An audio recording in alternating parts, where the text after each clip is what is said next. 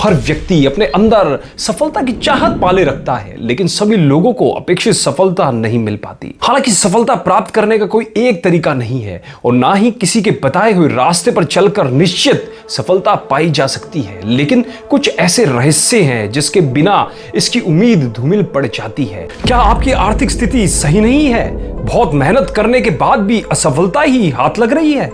धन के लिए तरसना पड़ रहा है? बचत बिल्कुल भी नहीं हो रही है? क्या आपको भी लग रहा है कि आपका जीवन बेकार है?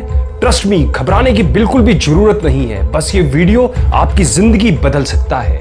इस वीडियो में मैं आपको एक समाधान बताऊंगा जिससे आपकी सारी समस्याएं खत्म हो जाएगी। इन रहस्यों में से एक रहस्य है समर्पण। समर्पण यानी पूर्ण विश्वास, पूर्ण श्रद्धा। अपनी बात को बताने से पहले आपको कृष्ण भगवान की समर्पण के प्रति एक छोटी सी कहानी बताना चाहता हूँ। नारद जी ने भगवान कृष्ण से यह प्रश्न पूछा कि राधा और रुक्मिणी दोनों आपसे प्रेम करती है, किंतु आपके प्रति समर्पित कौन है? कृष्ण ने कहा, नारद जी, यह तो आप ही पता कर सकते हैं। हाँ, उपाय मैं बताता हूँ। आप दोनों के पास जाएं और कहें कि कृष्ण के सिर में बहुत दर्द है, वह रुक्मिणी या राधा की चरण धूलि लगाने से ही दूर होगा। और साथ में यह भी कहें कि जिसकी चरण धूलि कृष्ण के मस्तक पर लगेगी उसे नरक मिलेगा। नारद जी पहले रुक्मिणी के पास गए और सारी बात बताते हुए उनसे चरण धूलि मांगी, साथ ही उसके दुष्परिणाम भी बताए। रुक्मिणी ने नरक के भय से मना कर दिया। फिर नारद जी राधा के पास गए और कृष्ण के सरदर्द का उल्लेख किया। उन्होंने राधा को उपाय भी बताया। राधा ने तुरंत चरण धूलि दे दी।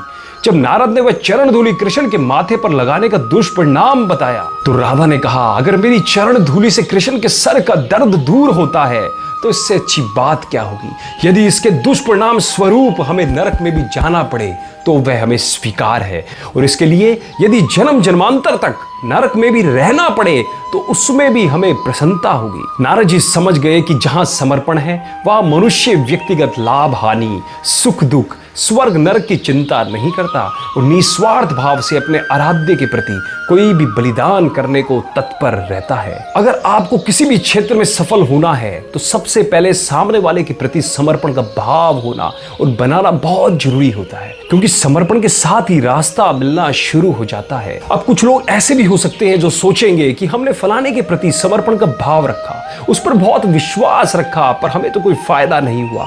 फायदा तो छोड़ो, नुकसान और हो गया, उसने हमें धोखा भी दे दिया।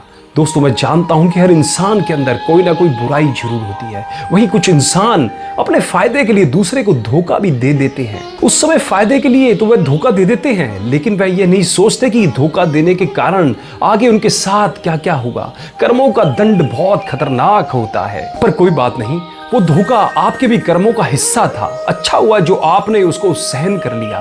तो सबसे पहले तो क्षमा कर दें उन लोगों को। जी हाँ, उनको क्षमा कर दें जिन्होंने आपको धोखा दिया था। वो उनका नसीब था कि उन्होंने आप जैसे व्यक्ति को धोखा दिया। अतीत बीतकर समाप्त हो गया है, हम उसे बदल नहीं सकते, परंतु हम अतीत के विषय में अपने विचारों को बदल सकते हैं। वापस बोल रहा हूं, ध्यान से सुनिएगा। अतीत बीतकर समाप्त हो गया है, हम उसे बदल नहीं सकते, परंतु हम अतीत के विषय में अपने विचारों को बदल सकते हैं। ये कितना मूर्खतापूर्ण है कि हम इसलिए वर्तमान में अपने आप को सजा देते हैं क्योंकि अतीत में काफी पहले किसी ने हमें पीड़ा पहुंचाई थी।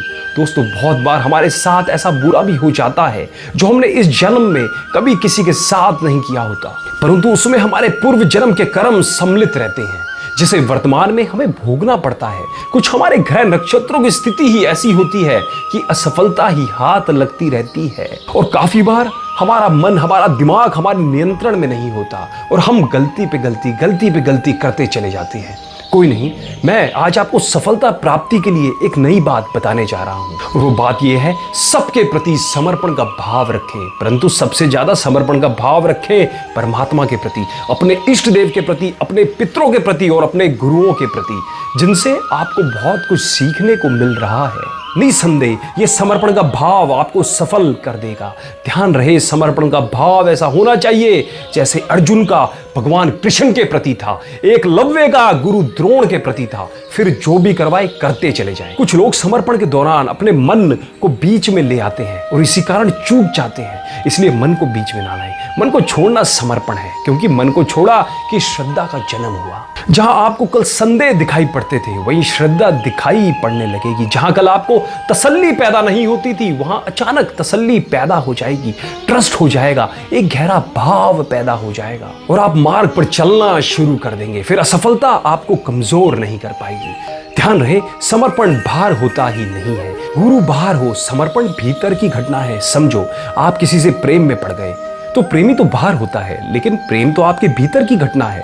वह तो आपके हृदय में चलता है, वो तो आपके हृदय में जन्म लेता है। प्रेमी मर भी जाए, प्रेमी बिछड़ भी जाए या प्रेमी छोड़ के भी चला जाए तो भी प्रेम जारी रह सकता है, जारी रहेगा ही।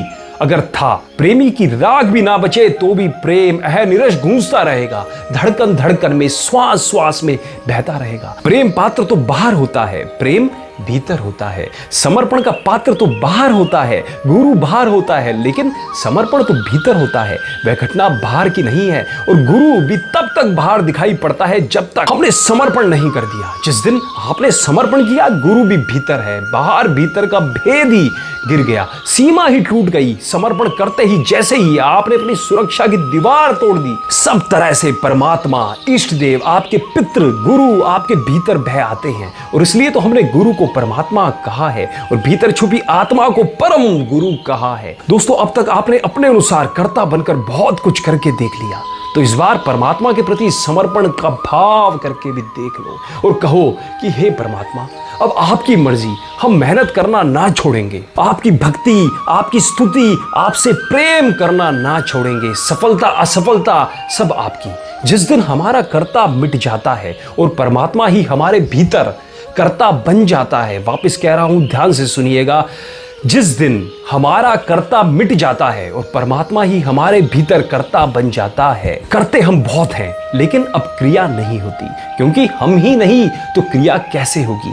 अब हम बांस की पोगरी हो गए, अब हम नहीं गाते, गीत उसके हैं। समर्पण का भाव आते ही आपको समझ आ जाएगा कि वह परम सहारा अलग नहीं है, परमात्मा निराधार है, आप भी निराधार हो। और जिस दिन आप निराधार होने को राजी हो जाओगे, उसी दिन परमात्मा और आपका मिलन हो जाएगा और निश्चित वो परमात्मा आपको सफल जरूर कर देगा।